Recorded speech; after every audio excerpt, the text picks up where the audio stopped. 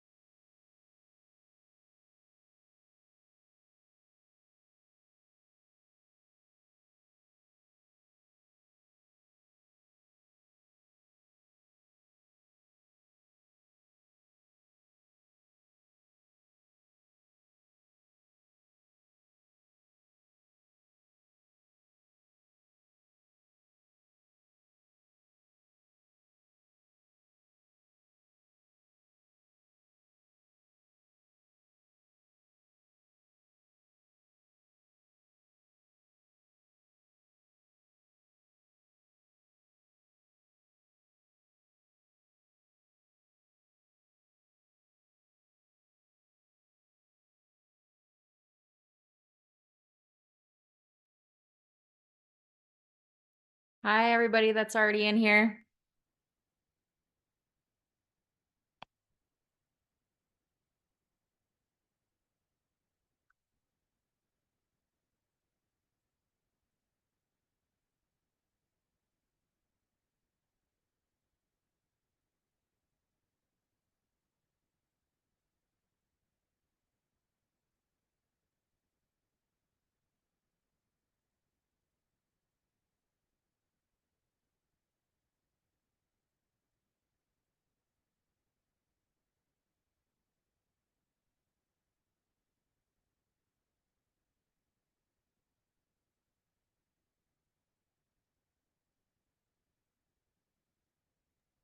Hello, ladies. We're about one more minute away from starting.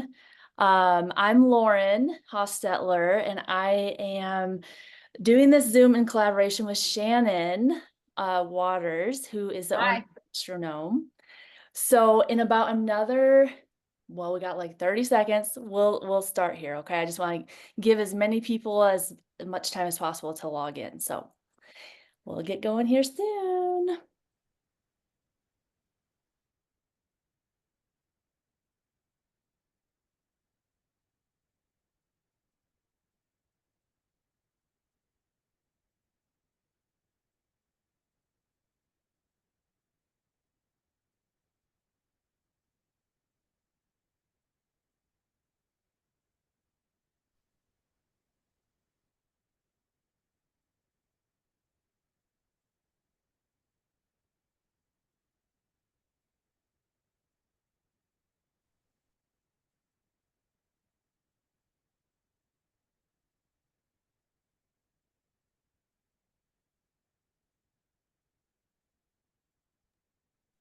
Okay, we'll get going here. So, welcome everybody. I've kind of already said, but my name is Lauren, and I am doing this webinar in collaboration with Shannon Waters, who is the owner of Gastro Gnome.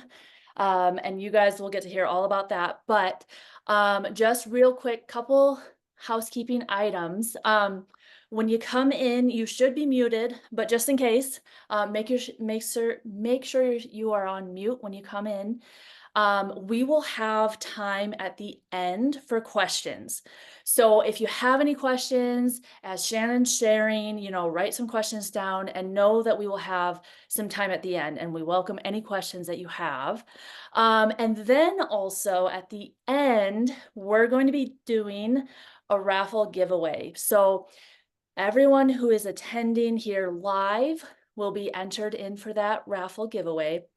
What we're going to do is I'm going to drop a link in the chat at the end, and it's a link to a Google form because I can't write everyone's names down. There's like over 150 people signed up for today, so I'm not going to try to write everyone's name and email down. But when you click on that link, it'll take you to a Google form. You fill that out for me, and that will enter you in for the raffle. I'll pick someone's name tonight, and by tomorrow, you'll be notified by email. We're going to have 5 different prize bundles, and we'll go over at the end what's in those bundles, but it's some pretty good stuff. So, um, I think, well, one quick thing, I just want to do a quick introduction of myself and where we're coming from.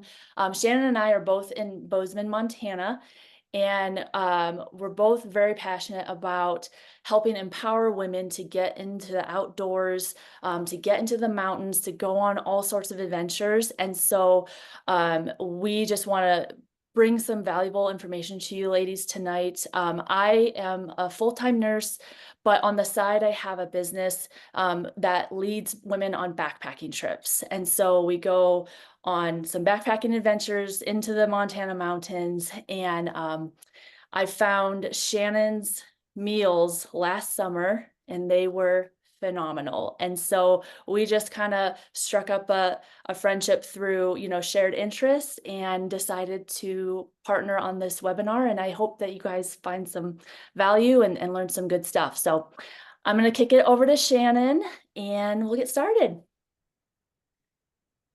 Hi, ladies. I'm Shannon. I own Gastro Gnome Meals. And I'm sure some of you have heard of it, but many of you haven't. We're a backpacking food company out of Bozeman, Montana, doing things very differently. If you are just getting into backpacking and you haven't tried freeze-dried meals yet, you're in for it, but hopefully you start with gastronome and you never have to find out about some other ones. But if you've already tried some freeze-dried meals, you know that they aren't always the best. But gastronome got into the game to change it, and we're making incredible food with real ingredients. Even if you're not local to Bozeman, you probably know how important it is to use your local food resources. We try to source as much as we can from Montana state lines. And everything is about flavor for us, flavor and quality of ingredients. My background is as a fine dining chef in the culinary world.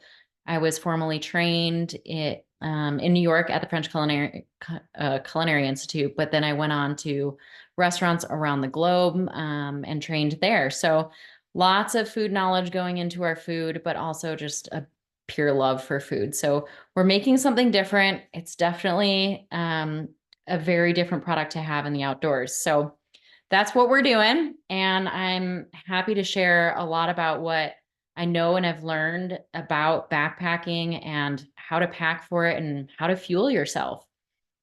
So, like Lauren said, we'll be doing questions afterwards. I encourage you to take down some questions if you've got them. And I do think that if you don't have a pen and paper, it might be nice to have one. There's a couple parts where we talk numbers about how to create some strategies around food for backpacking. So grab a pen and a paper if you're a numbers person. It helps make a plan for your trips out. I'm going to be referencing my notes quite a bit. I got 2 hours of sleep last night because I have a new baby and she doesn't think sleep's that great. So I will have notes. Hopefully I don't miss anything. So first off, we're going to discuss how to think about food, how to think about fueling for the backcountry, how to make a plan. And then once you have a plan, how to select the food that you're going to fuel with. And then if we have some time, I'm going to talk about keeping it ethical with no trace and how to deal with bears, especially if you're coming out for one of Lauren's trips. We've got a lot of bears here, both black and grizzly. So thinking about food has an added layer of caution for us. So let's get started. So the first thing that I like to talk about with food is that eating is a very emotional sport. When we get into like the nitty gritty of calorie numbers, you can forget that eating is also a thing that we do for joy. So it's both a physical need that we're going to need out there, but it's a very emotional need. And we need to be mindful of that when we're packing. So if you can think of a time where you ate something that would have made you full, but you actually weren't satisfied, we want to avoid that in the backcountry. We're going to probably be very uncomfortable, very overworked, very exhausted, and adding a layer of I'm not happy with my food, I'm actually not satiated is not what we want to do. So now is the time to choose food that you love, to choose food that makes you feel good. And we could choose a nut butter and some tortillas because that actually meets the calorie need. Does that meet the emotional need? No. So think about your emotions when you're packing food. I know it sounds silly, but you want to do things that make you feel good. So when we're also thinking about food and we're weighing like, will that make me feel good? I don't know. Does it meet the calories? Opt for the feel good. And then weighing dirt cheap versus weighing the more pricey. Ask yourself in this packing moment, is your body worth it? There's the 99-cent pack of ramen that lots of backpacking things will tell you is perfectly fine for the outdoors. It's very lightweight. It's very inexpensive. You will feel starved at the end of the day. Sometimes you can meet calorie needs with some of that dirt cheap food, but it's filler and it's not food. And a good thing to think about with that is fuel with food, not filler. So when we're going to talk about how to count the calories, you want to be counting calories from food, not from fillers. That ramen's probably not going to do it. Thinking about the cost again, real food will cost more. And when we're thinking about being really uncomfortable, being really tired, this is the time to opt for like the extra $5 because when you're back there, you won't regret it. So, a couple things to think about when you're getting in the mindset of packing for this trip. Try to be happy. Don't opt for the cheap because it's really not going to feel good later. The next one is get in the habit of reading ingredient labels now, even for your own home practice.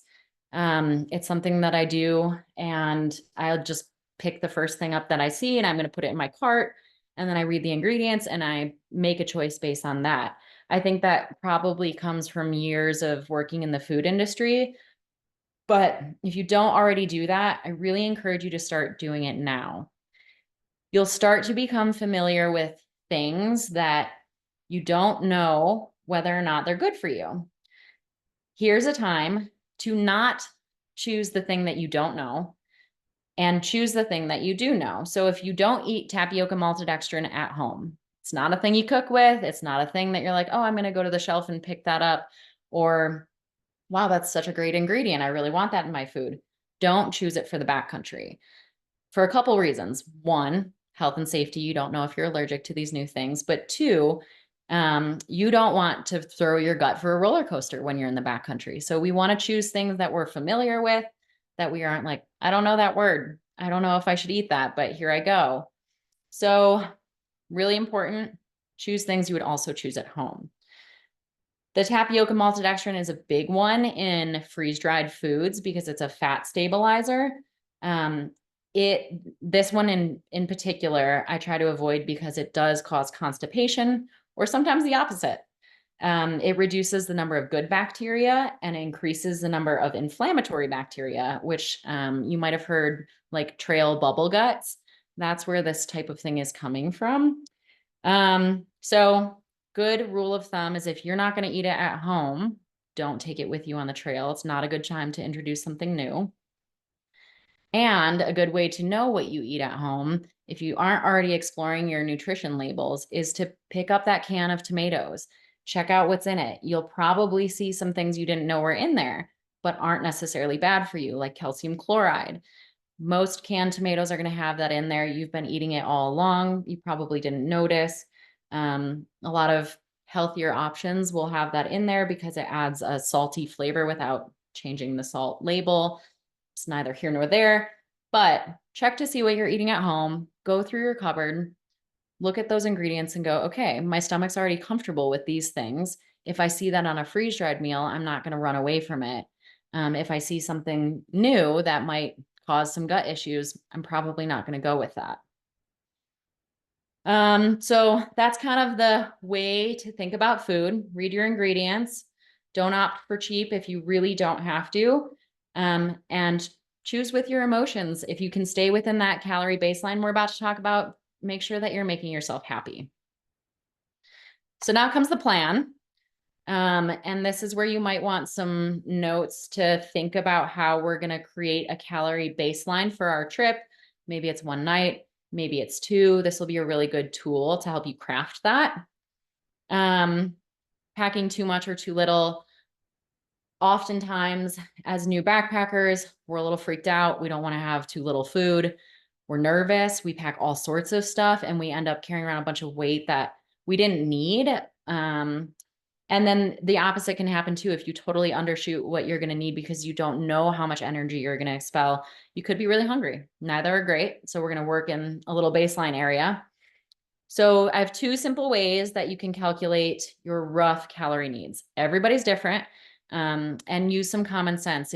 If you know you're a seasoned veteran and you're doing some steep, crazy climb for the day, or that day very specifically is the most amount of miles, don't undercut yourself and shoot for these low numbers. Go on the higher end. But two ways. We've got a baseline of 2,000 calories per day for each one. And then one option is to add either 350 to 450 calories per hour of hiking. It's one option, and I'll give you an example. And then the next one is a baseline of 2,000 calories per day, and then add 200 calories per mile of hiking. So some examples of that. I'm hiking 2 hours today. I'm a big eater, so I'm going to fall on that larger side of the calories. I'm going to need an extra 900 calories on top of my 2000. I'm going to pack around 2,900, 3,000 to be safe. I also like to treat myself when I'm out there, so it might be a little over. Then there's the option of I'm hiking 5 miles today. I need an extra 1,000 calories for a total of 3,000 calories. Again, I'm a big eater. I'll add a couple on there to make sure that I'm staying within a range that I'm comfortable with. So those are two good ways to come up with a number that you can use as a baseline. Having a baseline is a great way to at least start. And then I think about the next part of the plan, which is weight. And we're going to aim for 2 to 3 pounds of food per day. Gets really challenging if you try to pack fresh food. And I know that's hard because we all probably want to eat like something fresh, an apple, give me some celery sticks. All of these aren't going to be calorie dense, which is not the way to go when we're backpacking. So we want to look for, this is a good rule of thumb that you might want to write down, a minimum of 100 calories per ounce to achieve this 2 to 3 pounds of food per day. We're looking at a lot of dried food. We're looking at really calorie dense food. To give you an example of what that might look like in a freeze dried food, our dinners are around 700 to 900 calories per meal.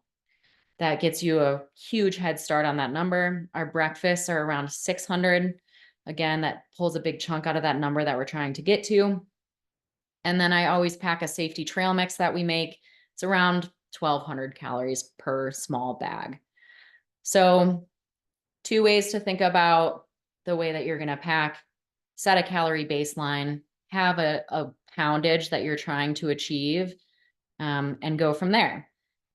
I like to encourage people to do one overnight, even if it's kind of like a silly, I don't know, hike in town and then you camp somewhere, or something that's a little bit less committed than a full backpacking trip with the numbers that you come up with.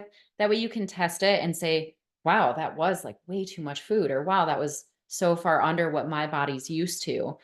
Because these are just baselines. Everybody's body's going to respond differently, and we need to make sure that we're listening to us. Shannon, real quick.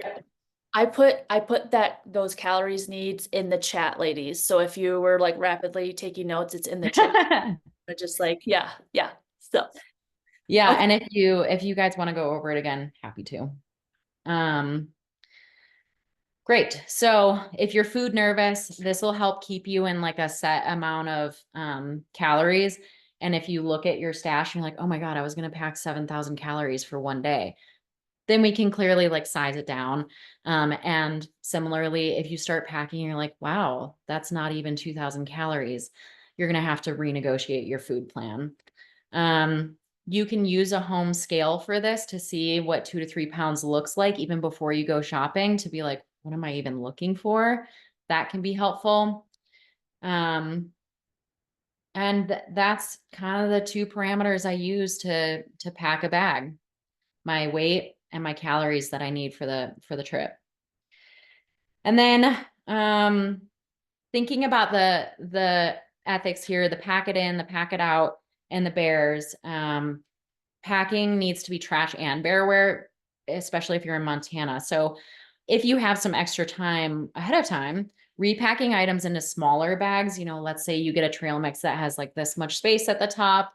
You find a nut butter that you like and you buy it in a jar. Obviously, don't bring the jar with you. Pack the amount that you're going to need, and packing it into smaller bags will reduce your weight on the trail, along with decrease the amount of the little bags that you're ripping the top off of that have scent. That one could be a bear attractant. You stuff it in your pocket, you forgot you left it somewhere else and you didn't hang it in the bear tree. Or you accidentally drop it, which if we've all been outside, we've seen like little pieces of trash and we're like, how did that get there? It's very possible you peel off the top of an instant coffee, you dump it in and you stuff it in your pockets, and later on you pull it out, it's on the trail. So minimizing the amount of times that we can possibly drop a piece of trash, have a piece of this scented trash somewhere in our bag that we didn't know about. I like to have 1 or 2 bags containing food. I have a main bag with my jet boil, my big meal, my spoon. It's the stuff that I pack into the bag and pull it out later when I'm sitting down. And then I have the little bag that I put in like the top or the brain of your backpack for snacking. So, we're on the trail. I don't want to have to unpack my whole bag to get out whatever snack I tucked far away in the food bag. So I have like the brain bag. So that's my 2 bags. That way, when I go to pack up my bear bag at the end of the day, I know exactly where my food has been. I know what 2 bags I'm pulling. I stick them together. I send them up the tree. One pro tip with that 2 bear bag system is have your big bag be waterproof. It's going to go outside. It's going to hang in a tree. It's probably going to rain or snow in Montana at night. So that outer bigger bag, make it waterproof. And then, thinking about why gastronome, why choose gnome with all the things that we discussed, we use real food. We work with farms that we know. We can go to the farms that we buy from and go pick the basil if we wanted to. We use pretty much everything except a couple things like lemongrass doesn't grow in Montana very well. But mostly everything comes from within state lines. Everything is going to meet that satiating need that you have. Our meals are packed with flavor, not dust. We don't use stabilizers like tapioca maltodextrin that are going to give you the bubble guts. And everything is just thoughtfully crafted so that you can enjoy an actual meal out there instead of skimping on the one thing that's going to save the day. Same thing goes for our non-freeze dried stuff, even our trail mix, everything is crafted with love. We try, especially with the trail mix, to think of calorie density. We take these calorie rich nuts, we cook them in butter, we make them ultra calorie rich. So especially with our little package things for getting in those extra calories, we try to make sure that they meet those needs of the calorie density. I think I covered everything that I had a note on and would love to hear what people have questions about. Yeah, so if you just want to go ahead and unmute yourself, and if you have any questions, I can read Allison. Allison K has a good question. She says, which is better or easier, bear canister or bear bag? Or does it really just depend on area and animals that might be encountered? Yeah, great question. And I do think you have to think about the territory that you're going into. If you're going with Lauren, she can easily tell you where you're going to be going, but bear bags work if you're not above the tree line. If you're above the tree line, you've got bear bags, you're never going to have anywhere to hang them. If you're in a situation where there's like a tundra style environment, Alaska, something like that, it's going to be really hard to find a tree that is worthy of holding a bag. So bear canisters can be really useful in those types of environments. If you're staying a long period of time, bear canisters can be a little bit safer to just leave in a certain spot. Bear bags for me are what I like because I don't go above tree line all that often, but I do like the versatility of getting them off the ground no matter where I am. I like to know that it's not within a bear's reach. Thank you. Yeah.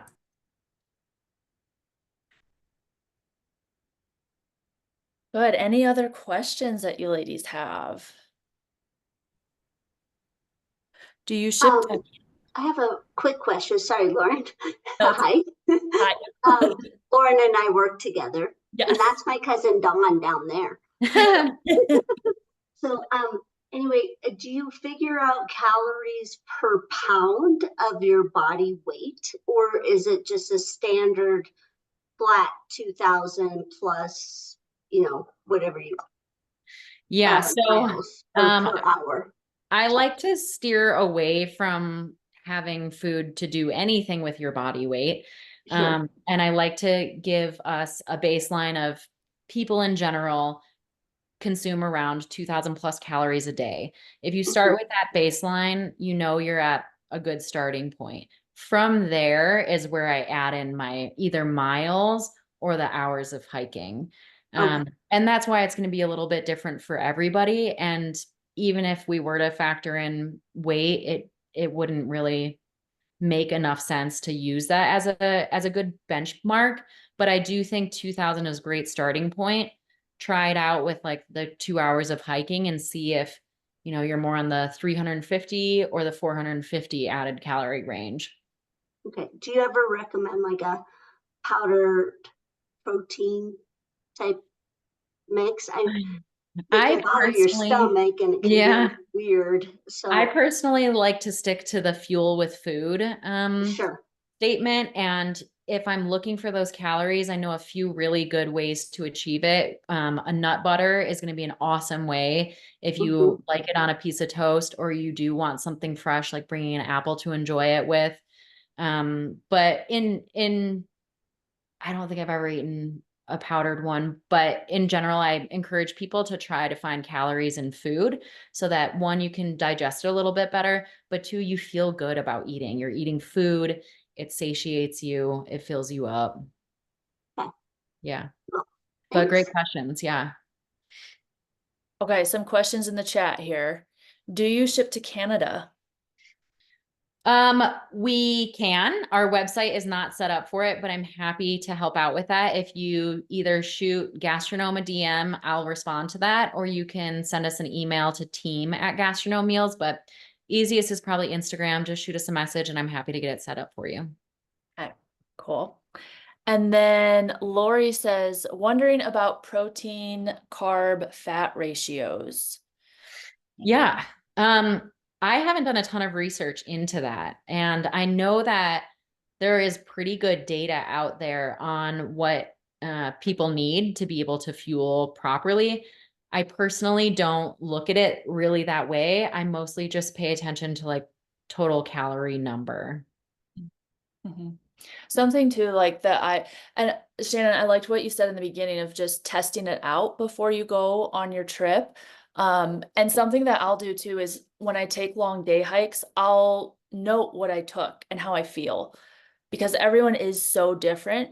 And I personally do better with more protein. I just find I burn through carbs really, really fast. And so I know that when I have a long day, I'm just going to want a heavy load on protein. And so it's kind of a trial and error to see how you feel. Really pay attention to how you feel and kind of the ratios that you brought is Yeah. too. Yeah, I agree. Yeah. Yeah. Okay, lots of good questions here in the chat. Let's see, same question as Lauren. Any recommendations for traveling with a 2-year-old? Um, Yeah, and backpacking or just traveling with a 2-year-old? yeah, Marissa, do you want to unmute yourself and can you unmute yourself and clarify? Are you talking about like traveling, backpacking? Maybe she can't, isn't in a spot to unmute. Yeah, if you want to type it out into the question, I'm happy to answer. We just started backpacking with our 9-month-old. Actually, we started when she was born. We have been backpacking with a newborn and now a 9-month-old, and we have lots of pro tips for that. We've been hunting with her. She's done all sorts of things. So I have lots of things happy to answer. In general, bring more layers for her than you would ever bring for yourself, him or her. Yeah. Yeah, Marissa says possibly backpacking. Yeah, start small. Start small. Like don't overshoot the first one and go somewhere that if you need to leave because somebody pooped the bed, that you can just walk out and leave. That that is a really good thing. Be close to the car for your first couple until you figure out exactly how you want to do it. But don't shy away from it because it's amazing and it's so fun and it's great to share it with them. Okay, Sarah asked, does anyone know if there's a shopping list, checkbox list that has a baseline for foods with their calorie amount or a general list foods like to take on backpacking? Mm. Oh, it looks like you guys are answering her. Okay, good job. REI. Um, yeah. Okay. Yeah, I always Google or follow some good people on Instagram, because nutrition is a huge topic. So I'm sure you can find that to help guide you, but then like we were saying, test everything out for your own Yeah. body. Yeah. Um, Energy boost, good. If you guys haven't been checking out the chat, some people have some really good tips that they've found. Um, mm, mm, mm, mm, Something this reminded me because somebody was just talking about appetite. I will say, like, you do need to pack to fuel yourself well, but for me, when I get in higher elevation, my appetite is like next to nothing. Like I have to kind of force feed myself. And so just be aware, because I know with some of the ladies on my backpacking trip, they pack a ton of food because they're just like, I'm gonna be burning a ton of calories and I don't want they're scared that they're gonna be hungry. And then they get up there and they're like begging people to take their food because they're just like, I don't want to eat this. I'm not even hungry. And so just keep that in mind too. You know, when Shannon was talking about just kind of like the emotions with food and being fearful of being hungry, you might not be hungry when you get up to altitude. So it's not like you're gonna be, miserable. Um, let's see. Okay, this is a good question. Do you have any recommendations to play with or experiment with for maybe snacks or midday meals that are a little lighter on the gut? For sure. I don't know if people have dehydrators at home. They're relatively inexpensive compared to something like a freeze dryer, but you can do dehydrating in your home oven. And this is a good way to work on your own dehydrated fruits. You can make things like dehydrated apples that are really chewy, and pack down really well. And I love having some cheese, some apples, some nuts. And I know it doesn't seem like, wow, that's going to be all these calories, or wow, that's not going to be all that satiating. Um, a sweet apple, a really delicious umami bomb of a cheese, and some fruit. Yeah, I think that's my best go-to. And again, when you're hiking and you're doing that much output, you generally aren't like, wow, I need to sit down and have like a burger-sized meal. That might come at the end of the night, or when you're getting packed into your tent, you might start to get those cravings again. But I don't think it's going to happen in the middle of a day. So that light lunch is exactly what you're looking for. Think about calorie density on like nut butters, dried meats, dried fruits, and you can make a ton of those things in an oven, especially the dried meats and the dried fruits. Karen asked, any idea why we lose our appetite at elevation? I don't know personally. I don't know. I haven't Googled it or researched it.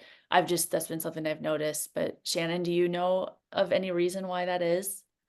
Um, I don't know, but I do know that even if you're not at altitude and you're putting that much energy out, you're generally not hungry in the moment. Mm. Like you're hungry when you start to come down from the endorphins and the energy output. Mm-hmm. That makes sense. Because I bet your adrenaline's going too a little bit, and Yeah. you know, yeah. Um, let's see, there was another one that was good. Do you have any any calorie range recommendations per foot of elevation gained for harder hike miles versus flatland hiking days?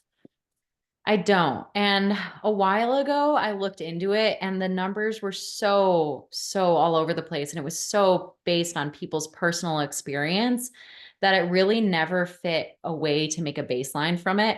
Um, I would maybe test out how long it takes you to go a certain amount of elevation and build that into the hours of hiking. If you know how much elevation you're going to gain that day, that'll help you build a more accurate amount of time that you're going to be on your feet. But no, I don't have like, okay, this much elevation gain is going to equal this much food. Mhm. Yeah, that makes sense.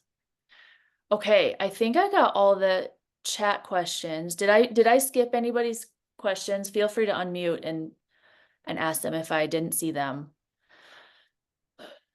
Looking. Hi there. My name's Mariah from California. I am trying to do the JMT this summer, so it's a longer hike. There's potentially 7 to 9 days when I'm gonna have to carry my food for. I'm pretty small. How do I bring my weight down? I'm pretty nervous about it. Yeah. Don't be nervous about it. We can get you there.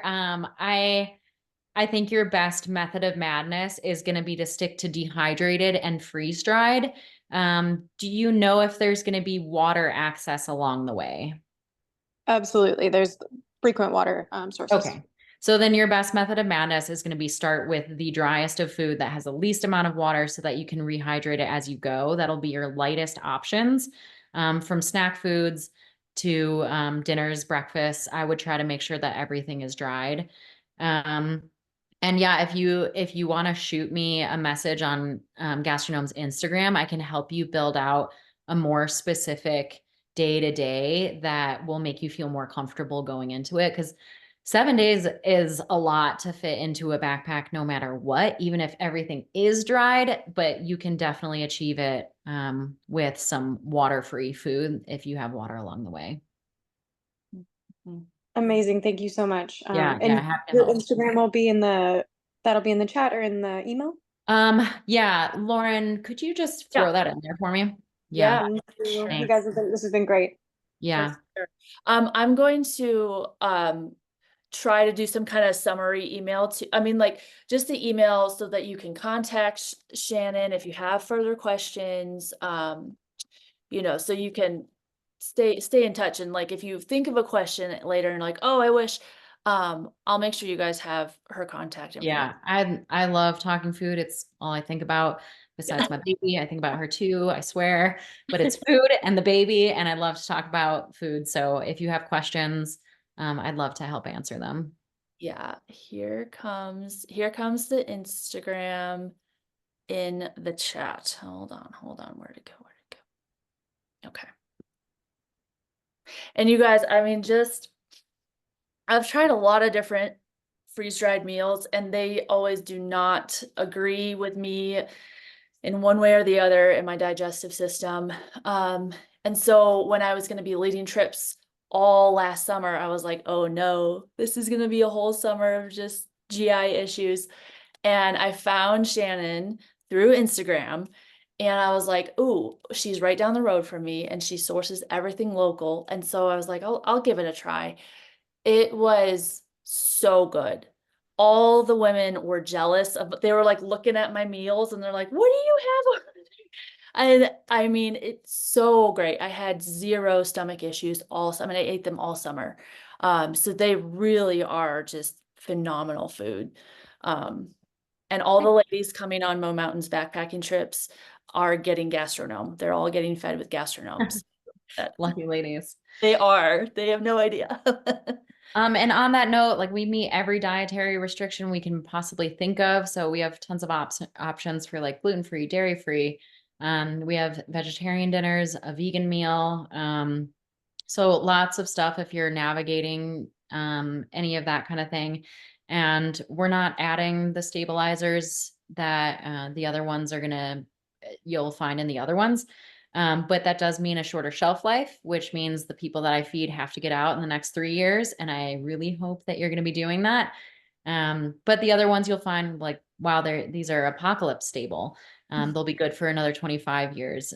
These encourage people, one, to get outside, but they use less stabilizers. Mhm. Cool. Any other questions that you ladies can think of?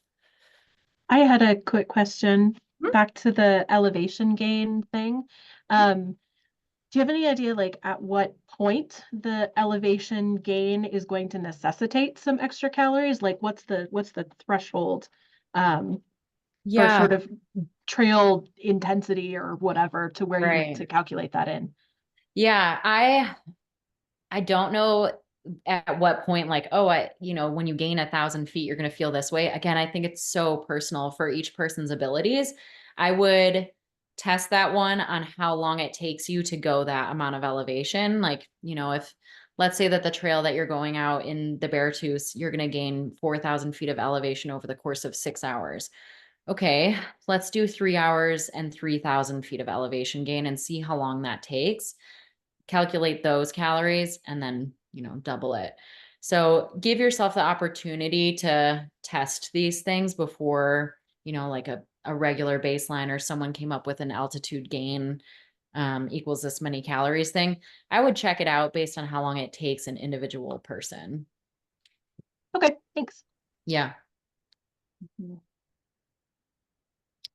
Shannon, do you have any, it looks like a few ladies have some ideas, but any good ideas for milk for coffee? Yeah. So I freeze dry ice cream and put it in my coffee. I can see it on my counter right now. There's some vanilla ice cream that's freeze dried, and that's what I add to my coffee. You can find versions of that aren't homemade, that don't have to be freeze dried. There's dried creamers, there's milk powders, there are like vanilla milk powders. You can also buy milk powder and then mix in some vanilla. They make a dried vanilla too. So there's a bunch of dried creamers available on the market. That's going to be your best, most shelf stable option. I don't know if I've come up with any other really good hacks besides adding my own ice cream to it, but the other like avenue to that is just dried creamers that you can buy online. Dawn wants to know if you have dehydrated wine. um, I looked into this when I first started, and it's not legal to do a lot of these things. I was like, oh, why aren't people like drying beer and like putting it in their packs? And some forms of what we do to make food dried and shelf stable, one removes the alcohol, and then you're just like packed a weird beer in. But two, there were some rules and regulations around it that made it illegal to even like attempt to do this, because I think if people were like around powders of pure alcohol, something really bad could happen. So um uh to the best of my knowledge, it's still not available, and I don't have a hot tip for that one. It's all right. It's all right. Oh, good. Great. Well, these are great questions, ladies. Anything else before we go to the raffle? Last chance. Because Shannon's got to hop off and take care of her baby. Yeah, you can probably hear her crying. She's probably annoyed that I'm downstairs and she's upstairs. Yeah. It's all right. I really appreciate you taking the time. Favorite water filter? Ooh, I don't use a filter. I just use the little sanitation stick. Hold on one second. Let me look it up. Unless someone knows off the top of their head, but mine's a UV light and it's so great, and it fits in the top of a Nalgene perfectly. You can flip the little mouth Nalgene over. Give me one sec. Is it a SteriPen? It's a SteriPen. Yeah. The SteriPen is amazing. If you are near a clean water source, that's the best method. Like, it doesn't have to be sterile, the water, but it's not like floating with chunks of stuff. If you're coming to Montana, you're going to the Beartooth, so you're gonna have plenty of clean water, so you won't need to actually like filter out the debris. SteriPens are great. Goes in the top of the narrow mouth Nalgene. You stick it in and you can flip the Nalgene over. It sanitizes your water in a matter of seconds. Wonderful little tool. Don't forget to bring a backup battery. I have done that. And the cheapest, best, most lightweight thing to do, and since we're all women, this is the greatest hack ever, is pantyhose. You can just go to like CVS and get a pair of pantyhose. Maybe some of us still have some kicking around, I don't know, but you can put it over your Nalgene when you're adding your water if you really want to take the debris out. Greatest little trick, pantyhose. Yes, I love it. I love little hacks like that. What is the name of the pen? What is it called? SteriPen, STRI pen. And you can get them at REI. I think Amazon has them, but they're definitely at REI. Yeah. Yeah, they're great. They're really great.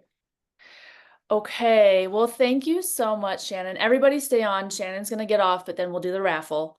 But Shannon, thank you so, so much. This was so great. Yeah. Yeah, you're welcome. And reach out with questions. I'm happy to push you over the edge onto the next trip and answer any questions. I would love to hear them. Yes, thank you. Thanks for having me. See you. Bye, bye, bye. Okay, ladies. So how this is going to work, I was explaining this at the beginning, but I know some have kind of trickled in. There were like 150 people who signed up for this. So I was like, I cannot, and I wanted to listen to what Shannon had to say. So I wasn't going to like write down everyone's name who attended. So what I did was create a Google sheet, a Google document. I'm going to put the link in the chat. So as soon as I put that link in, just click it. It'll ask for your name, your email, and your phone number. Phone number is for sometimes my emails get kicked to spam. And so if I don't hear from you and you've won, I'm going to contact you by email. If I don't hear from you in like 24 hours, I'll text you and be like, hey, did you get my email? So let me pull up that form. Just fill that out. I'll collect if you're not in a spot to fill it out, like if you're driving, please don't try to fill it out while you're driving. You all should have gotten an email from me that gave you the link and everything. Just tonight, when you get home and you're safe and not driving, email me and say, hey, I didn't get to fill out the form. Here's my information. So if you can, fill this form out right now. If you cannot, just email me tonight and I'll get you entered. So, okay, here we go. So, okay, here we go. All right. There's the link. While you ladies are filling it out, let me just show you. I'm pretty jealous about what's in here. I got a lot of good stuff. So, we're gonna have like a Gastro Gnome bundle. So you're gonna get some Gastro Gnome meals. And then we're gonna do just like some eating utensils. We'll have some life straws. I don't know if you guys have used these, but these are awesome. Like, we'll have some gear from Gastro Gnome and Mo Mountains. We're gonna do some hiking socks from REI. REI is having their sale this week, if you don't know. We'll have like little towels, little accessories that you can like clean, keep clean with. We've got, okay, and then the grand prize, the big one, is a Osprey day pack. So this is a skimmer 20 and it comes with a hydration system. So it comes with a bladder and yeah, a whole hydration system. And so we're gonna give this away. There's like, I added it up, there's over $200 worth of stuff in here. So we'll put it into different packs. And I'm just gonna put everyone's name in and you'll get the pack that you get. Like, you can't be like, I'm applying for the backpack. Everyone's just gonna apply for everything. We're just gonna keep it simple. So, let me see if there's anything. Did everyone get that link okay? Got it okay? Filled it out, okay. Great, great, great. Any questions? Any other questions or concerns or anything? I Okay. kind of have a question, if I Yeah. could. Yeah, go ahead.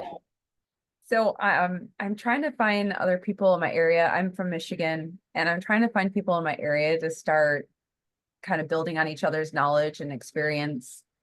How did you kind of gather your people? I know it's kind of a very large subject, but Yeah.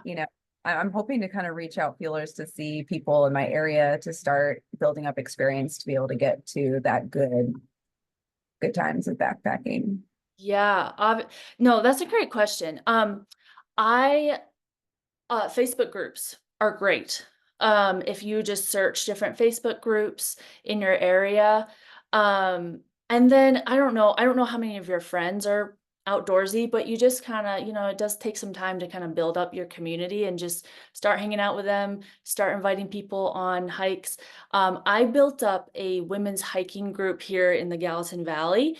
And what I did was I'm a member of a couple different Facebook groups, and they're all like outdoorsy hiking groups. And I went through and I just stalked all the women, and my hiking group is only for women.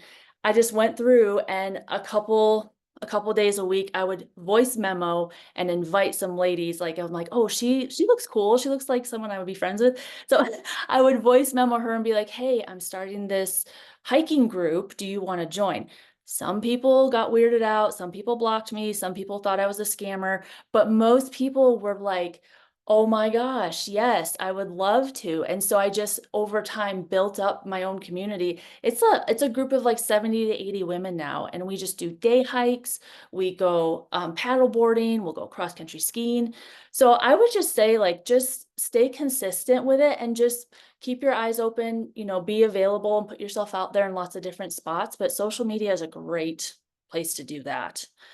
So Meetup, somebody said Meetup for hiking groups. That's an app, right? I think that's an app. There's a Women Who Explore. That's a good group too. I don't know if you're part of that one, but that's a group on Facebook, and they're kind of nationwide. Let's see what, so some people, I don't know if you see the chat, Sarah, but there's some really good suggestions here. So let's see here. Yeah, I love these. I love these Facebook groups, meeting up. Good. Lauren, what is the name of the group that you have on Facebook? It's actually on the Telegram app. Oh, and on Telegram. Okay. yeah, I'll add you guys. Wendy's in it too, but Okay. yeah, it's just held on the Telegram app. So Cool. yeah. REI, that's a good, Lauren says, REI hosts a lot of learning events. That's a good idea too, because then you get to meet people who like have the same interests. Yes. Oh, yes. Do you live in the Gallatin Valley? Yes. If any of you ladies are on and you're in the Gallatin Valley and you want to join my hiking group, you have my email, you have a way to contact me. Just send me an email and I'll send you the link for because it's a private group. So I don't like blast the link all over the place. Yeah, good. I love all these suggestions. That's really great. Good. Any other questions that you ladies have?